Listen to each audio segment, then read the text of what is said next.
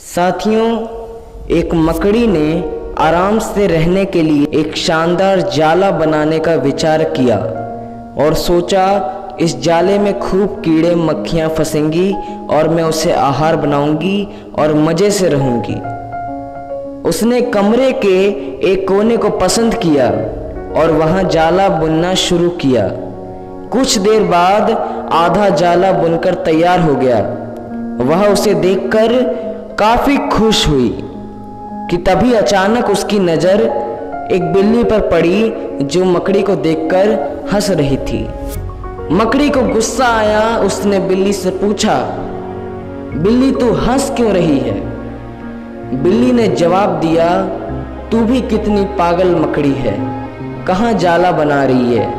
ये घर इतना साफ है, यहाँ तुझे आहार के लिए कुछ नहीं मिल सकता। उस मकड़ी ने बिल्ली को धन्यवाद कहा और वहाँ से हट गई। आधा जाला की मेहनत बर्बाद हो गई और वहाँ से चली गई और आगे बढ़ी। उसे एक खिड़की मिली। खिड़की पर उसने जाला बुनने का फिर से एक बार प्रयास किया। इस बार उसे एक चिड़िया दिखी।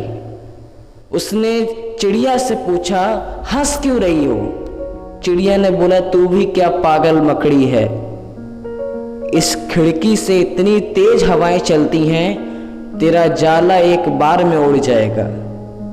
उसने फिर से उस चिड़िया को धन्यवाद बोला और फिर आगे बढ़ गई। कुछ देर बाद आगे चलने के बाद उसे एक कबाड़ में एक अलमारी मिली। उसने वहां जाला बुनना तैयार किया। कुछ देर बाद उसकी मुलाकात एक कॉकरोच से हुई। वो भी उस पर हंसने लगा। मकड़ी ने फिर से उससे पूछा, एक कॉकरोच तू हंसता क्यों है? उसने मकड़ी को उत्तर दिया, ए मकड़ी तू कितनी पागल है, ये अलमारी तो अभी बिकाऊ है, ये तो बिकने में चली जाएगी, साथ साथ तेरा जाला भी ले जाएगी। अब उस मकड़ी में बिल्कुल भी हिम्मत ना थी, बिल्कुल भी ताकत नहीं थी अब वो कहीं अपना जाला बना पाए। साथियों, कुछ देर बाद उसकी मुलाकात एक चींटी से होती है। चींटी बोली, मैं बहुत देर से तुम्हें देख रही थी, तुम बार बार अपना काम शुरू करती हो और दूसरों के कहने पर उसे अधूरा छोड़ देती हो, और जो लोग ऐसा करते हैं उनकी यही हालत होती है। और ऐसा कहते हुए वह अपने रास्ते चली गई और मकड़ी को एक सीख दे गई।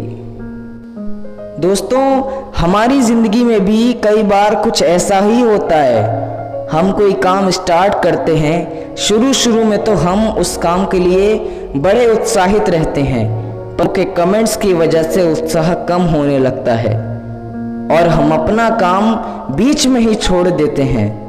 और जब बाद में पता चलता है कि हम अपनी सफलता के कितने नज़दीक थे, तो बाद में पछतावे के अलावा और कुछ नहीं बचता है।